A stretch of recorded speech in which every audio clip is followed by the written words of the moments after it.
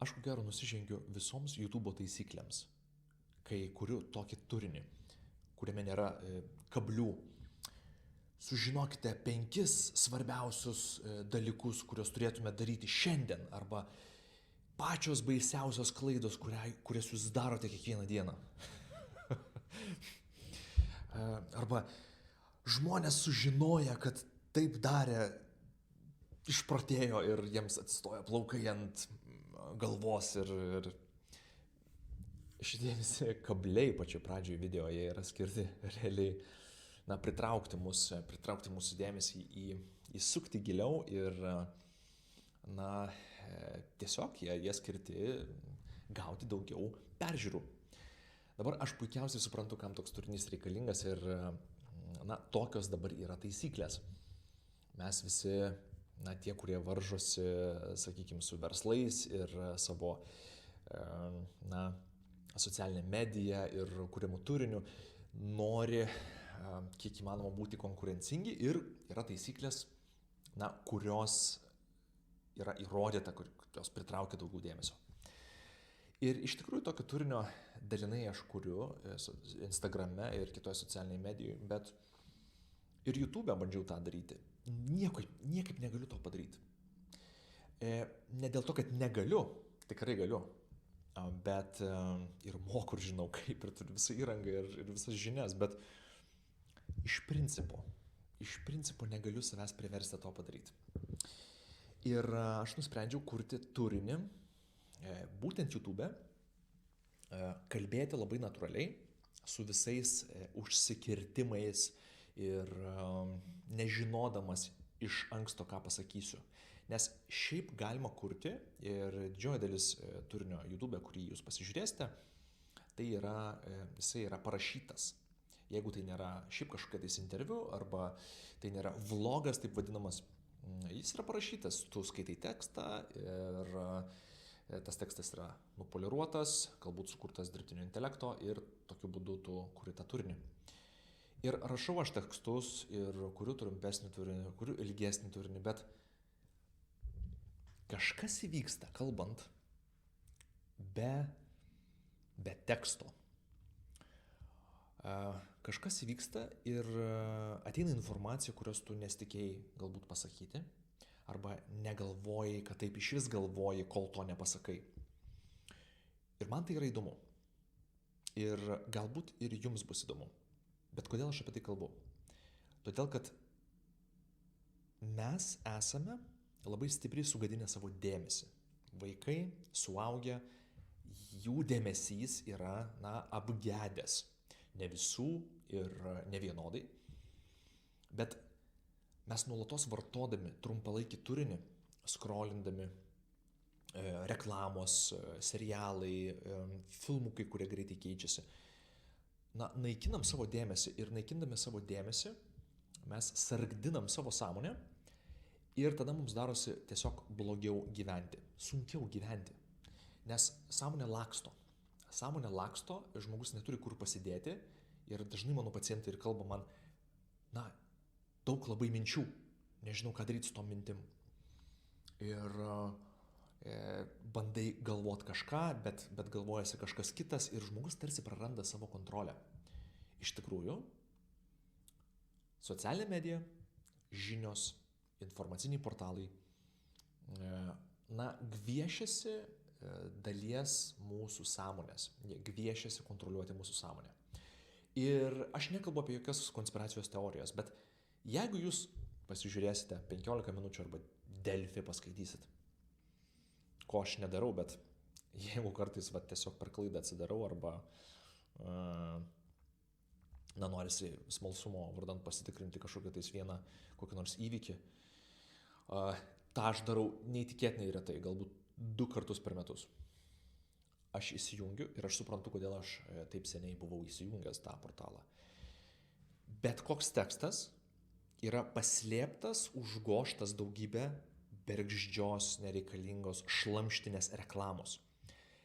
Ir tavo sąmonė yra treniruojama atkasti, patraukti šitą reklamą, šitą banerį, šitą žinutę, dar koks nors šlamštas iššoka ir tu kapstais, ir tu eini, ir tu bandai prisikasti prie tariamai svarbios informacijos. Ir iš tikrųjų jinai absoliučiai nesvarbi. Mes galvojam, kad jinai yra svarbi. Mes taip buvom pripratinti galvoti, kad informacija yra svarbi. Tai dėl ko vėlgi aš apie tai kalbu? Aš kalbu apie tai, kad manau, kad mums reikia pirmas dalykas tai pastebėti ir kitas dalykas žinoti, kaip su tuo tvarkytis ir kaip save reabilituoti savo sąmonę, savo mintis, savo dėmesį, kad galėtume gyventi geriau, būtume ramesni, galėtume savo mintis lengviau valdyti ir rinktis jas. Tai pirmiausiai mes galbūt ir kalbame apie tokio tipo turinį, kuris skirtas labai stipriai atkreipti mūsų dėmesį. Ne veltui žinios ir visa informacinė medija labai paprastai nudreifavo prie fatalistinių naujienų, prie kriminalų, prie skandalų, prie keistų aferų visokių ir taip toliau. Nes tie dalykai pritraukia. Ir automatiškai jeigu jie pritraukia daugiau ir pinigų, ir daugiau investicijų, ir reinvesticijų ir taip toliau, ir mūsų kultūra labai stipriai ant to dabar yra pastatyta. Viskas tvarkoj, aš tebūnie, taip yra, taip kaip yra. Bet aš savo galvoju, jeigu aš daugiau kursiu tokio turinio, tai aš prisidedu prie tos pačios mašinos ir aš savo pacientams nelabai padedu tuo. Ir jeigu mes pasižiūrėsime, kaip mes užaugom patys, arba kaip vaikai auga, kiekvienas iš mūsų, kur mes norime būti ir augti. Mes norime būti tarp istorijų, tarp pokalbių, tarp akių kontakto, dėmesio, dėmesingumo mums, išklausimo. Kitaip tariant, mes viskas, kas mūsų gyvenime nutiko naudingo, nutiko aplinkoje, kuri yra pastovi, negreitai kintanti ir jinai suformuoja tokį saugumą, tavo tam tikrą burbulą, kuriame tu gali mąstyti, reflektuoti, save pamatyti, integruoti įvairias patirtis, būti mylimas, būti saugus, būti suprastas ir gali surinkti save, sukaupti save, išreikšti pasauliui, savo, kitiems, kurti santykius. Kitaip tariant, viskas, kas mūsų gyvenime yra mums prasminga, vyksta lėtai. Nevyksta greitai, vyksta lėtai. Su įvairiais fejerverkais, su įvairiais nedideliais, sakykime, trumpalaikiais įvykiais. Dideliais ar nedideliais, bet tai, ką mes galim pastatyti savo gyvenime, mes savo gyvenimą galim pastatyti tik tais ant lėtų, pastovių dalykų, mes negalim pastatyti ant greitų reakcijų. Ir kas dabar atsitinka, kad vaikai labai stipriai pajungti ant informacijos, ant telefono, ant ekranų, ant televizijos ir jie išmoko labai reaguoti. Ir žmogus, jis nustoja gyventi ir būti, bet jis pradeda labai reaguoti. Naujiena čia, naujiena ten, naujiena čia ir tu pasiduodi tai iliuzijai, kad tai yra labai svarbu ir tu pradedi daug reaguoti ir tu reaguodamas pavargsti. Ir dabar dėl ko mūsų civilizacija kenčia stipriai, tai yra nuolatinis nervų sistemos išsekimas. Tiesa yra tokia, kad mes neturime žinoti, kas vyksta visame pasaulyje. Mes neturime žinoti, kas vyksta visur, visada ir tuo pačiu metu. Mes neturime žinoti apie visus karus. Mes neturime žinoti apie visus konfliktus, apie visus prezidentus, apie visus skandalus tiek mūsų valstybei, tiek visoj planetui. Žmogaus sąmonė yra nesutverta kokybiškai būti, egzistuoti, žinodama viską.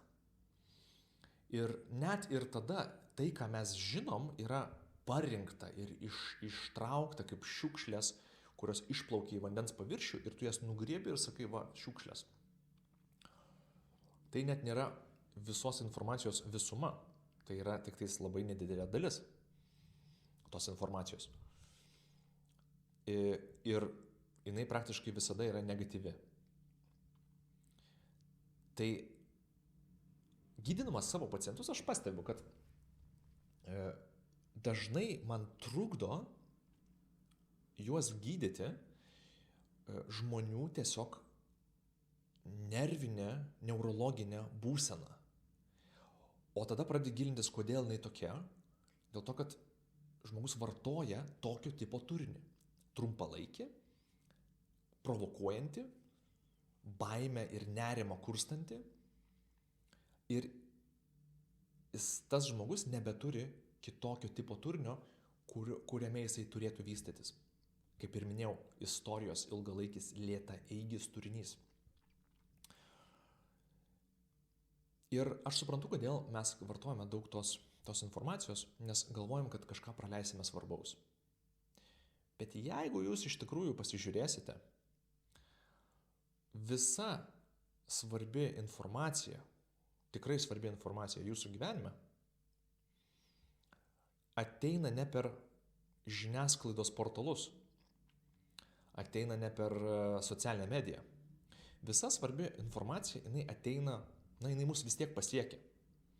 Arba jinai pasiekia laišku, elektroniniu laišku, arba jinai pasiekia per kitą žmogų, istorijos pavidalu kažkokiu tais, arba tos informacijos jūs tiesiog ieškote, jūs einate, jūs susivedate, paskambinate ir jūs surandate tą informaciją, kai ateina laikas ją surasti.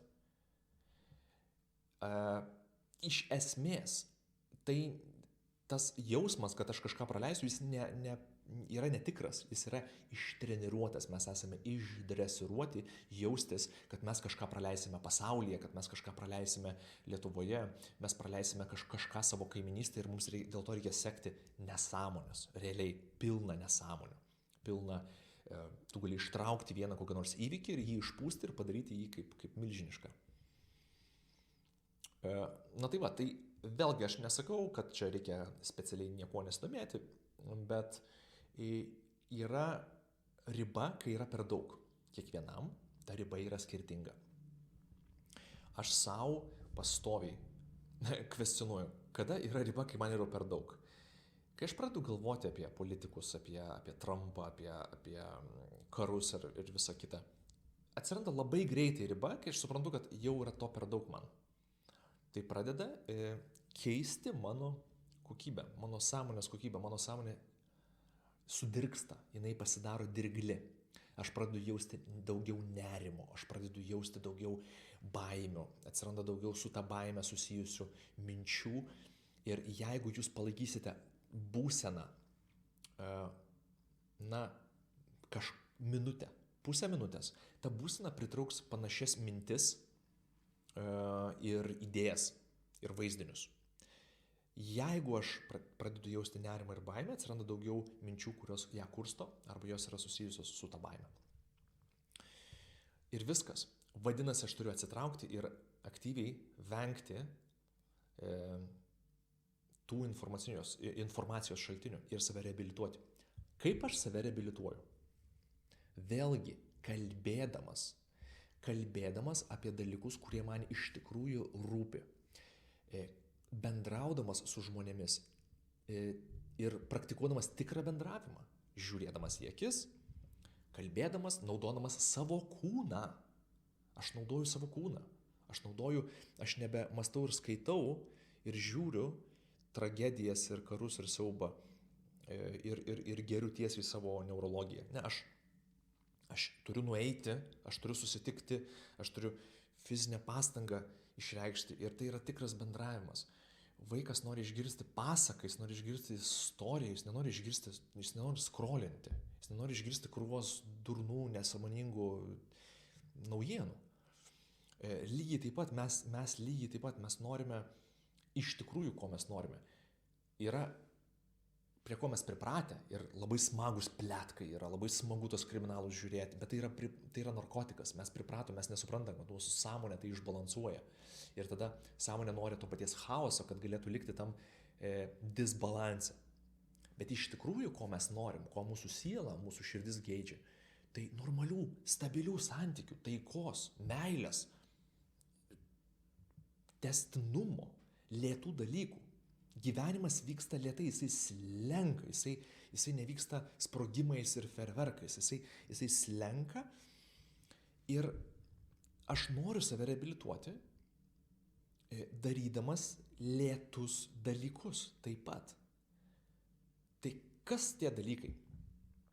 Galbūt tai yra, iš tikrųjų tai yra susiję su, ir kalbėdamas su savo pacientais, mes kalbamės ir aš klausausi jų ir būna žmonės pasakoja apie dalykus, kurie jiems labai patinka ir juos nuramina ir juos subalansuoja ir sucentruoja. Dažniausiai tai yra vienas tokių labai gerų dalykų, tai yra sodininkystė, daržininkystė. Ar jūs auginat gėles, ar jūs auginat daržovės, ar kažką, tai jūs knisotės žemę, jūs turit savo projektėlius.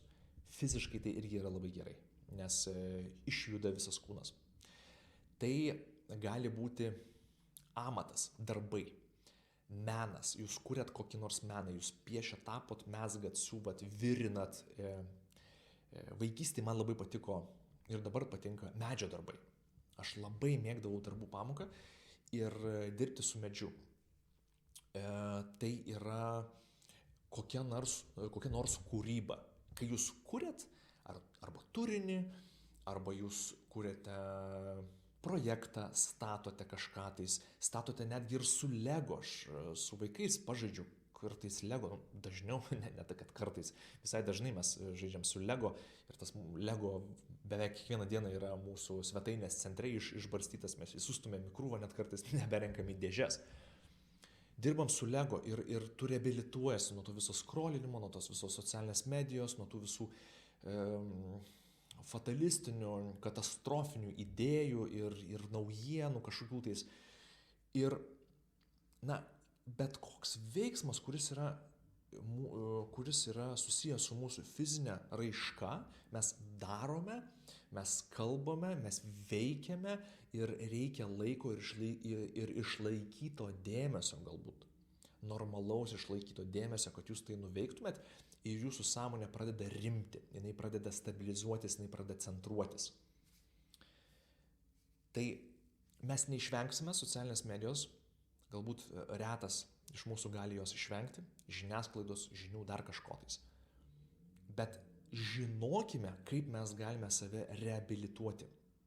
Nes jeigu mes to nepadarysim, mes nustojame pastebėti savo gyvenimą, mes nustojame pastebėti lėtai slenkančias idėjas, pokyčius savo gyvenime, asmeniniam gyvenime, kur žmogus kažką pakeitė ir jisai nebemato, kur visa tai jį veda, nes jisai įpratęs reaguoti į trumpalaikius fejerverkus, kurie yra intensyvūs, gerokai spalvingesni ir greiti ir smailūs. Ir jis nebemato tokio trupučiuką tokio, kaip pavasaris. Ateina pavasaris, dabar pavasaris yra, ateina balandžio mėnesis ir tu nepastebi besiskleidžiančių pumpurų, bet jeigu tu stebi, tu vis žiūri kiekvieną dieną kažkas šiek tiek kitaip. Šiek tiek žalesnis, šiek tiek mažiau to rudumo. Šiek tiek saulė kitų kampų, šešėliai pasikeičia. Ir jeigu žmogus yra gamtoj, tai čia pagrindinis būtų patarimas būti daugiau gamtoj. Jisai pradeda kalibruotis, pastebėti tą lėtą slenkantį gyvenimą, kuriame mes norime būti ir norime jį jausti. Nes mums tai ir duoda tą laimę gyvenimo, pasitenkinimą, tą sotumą, kai tu gali prisisotinti, išbūdamas ir išjausdamas tą lėtą slenkantį gėrį. Ir tai mums padeda. Kitaip mes nepastebėsim to, mes ieškosime pokyčių. Mes norėsime patys savyje aštrių pokyčių, naujos šukuosenos, naujų nagų, naujų mašinų, naujų namų, daiktų, nes tu nori visą laiką matyti tą tokį stimuliaciją. Ir ar taip mes norim, tai skatina ir vartojimą, tai stipriai skatina vartojimą. Žinoma, aš kartais irgi kažko pavartoju, daiktų ar šitų aštresnių pojūčių galbūt, bet Bet vėlgi, tai yra prieskonis, tai yra gyvenimo prieskonis, bet pats pagrindinis patiekalas jis negali būti sudarytas iš daugybės prieskonių, nes mes tiesiog apsivemsim ir žmonės apsinuodija. Pacientai mano apsinuodija, neretai ateina apsinuodija pacientai, jie guli, jie nesupranta, kaip jiems atsipalaiduoti, jie pamiršo, jie nežino, kūnas jų yra išsitaškęs į įvairiausias pusės, jis nebemoka susicentruoti. Tai va, tai gamta, sodininkystė, amatai, darbai, viskas, kas mus riša prie kūno ir leidžia išlaikyti mums dėmesį lėtesnį ir tolygesnį ir pamatysite, kad pasitenkinimas gyvenimu išauga. Žmonės dirbantis rankomis panašu, kad laimingesni negu žmonės, kurie dirba tik savo protu. Ir jų nutolsta jų darbo rezultatai, patirtie nepasiekimi yra. Žmonės, kurie daugiau laiko gamtoj praleidžia, jie panašu, kad yra laimingesni. Tai nėra varžybos, bet galbūt jums trūksta šiuo metu gyvenime kažkokios tai, ramybės, pasitenkinimo. Galbūt neįsigeria gyvenimas į jūs pakankamai ir yra toksai nepasitenkinimas, tarsi aš gyvenu šiek tiek mažiau nuspalvintas gyvenimo ar ne spalvas, jos tarsi tokios prigesusios. Galbūt tai yra dėl to, kad mes tiesiog esame išsibalansavę tokiu būdu. Tikiuosi, kad jums šita idėja ir šitas pokalbis, kuris yra tikras, kuris yra nesurežisuotas, neparašytas, galbūt jis jums šiandien padės. Ačiū, kad žiūrėjot, klausėt ir iki kitų susitikimų.